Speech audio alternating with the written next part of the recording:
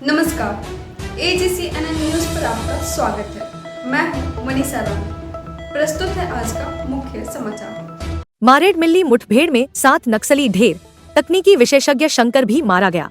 आंध्र प्रदेश के पूर्वी गोदावरी के मारेडमिल्ली इलाके में हुई हालिया मुठभेड़ ने एक बार फिर साफ कर दिया है कि सुरक्षा बलों की सतर्कता और लगातार दबाव के सामने नक्सलियों की ताकत कमजोर पड़ रही है। बुधवार सुबह हुई इस कार्रवाई में 7 नक्सली मारे गए, जिनमें 3 महिलाएं भी थी। यह ऑपरेशन मंगलवार से ही चल रहा था और इंटेलिजेंस एडीजी महेश चंद्र लड्डा ने प्रेस कॉन्फ्रेंस में इसकी जानकारी साझा की। उन्होंने बताया कि मौके से कई महत्वपूर्ण दस्तावेज, हथियार और तकनीकी उपकरण मिले हैं, जो इस पूरे नेटवर्क को समझने में अहम साबित हो सकते हैं।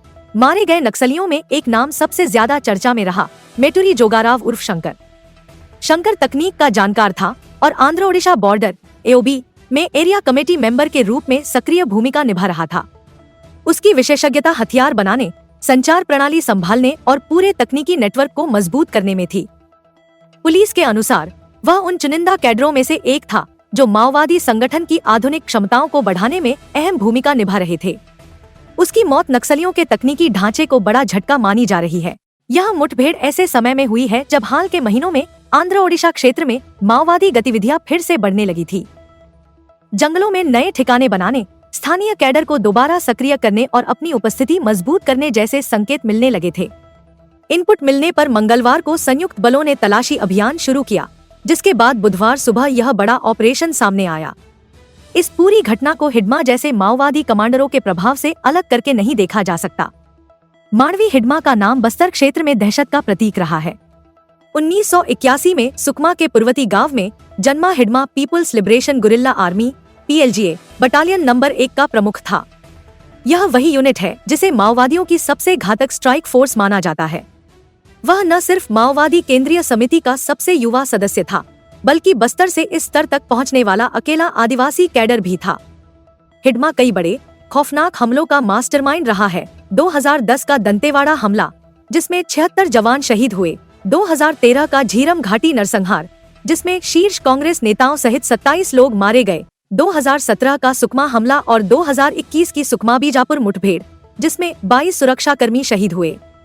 उसके सिर पर 50 लाख रुपए का इनाम रखा गया है और उसे पकड़ना सुरक्षा एजेंसियों की प्राथमिकता बनी हुई है। हालांकि हाल के वर्षों में नक्सल मोर्चे पर तस्वीर बदलती दिखाई देती है। IGP सुंदरराज का हालिया बयान इसका बड़ा संकेत देता है। उनका कहना है कि 31 मार्च 2026 तक छत्तीसगढ़ को नक्सल मुक्त बनाने का लक्ष्य रखा गया है और पिछले 20 महीनों में 2200 से अधिक नक्सली मुख्यधारा में शामिल हो चुके हैं। ANI से बातचीत में उन्होंने बताया कि 2 सत्रों में बस्तर क्षेत्र से 450 से ज्यादा नक्सलियों के शव बरामद किए गए हैं, जिनमें कई शीर्ष कमांडर भी शामिल थे। इसके अलावा केंद्रीय समिति से लेकर पोलित ब्यूरो स्तर के सदस्यों तक 300 से अधिक माओवादी कैडरों ने हथियार छोड़कर सामान्य जीवन अपनाने का फैसला किया है।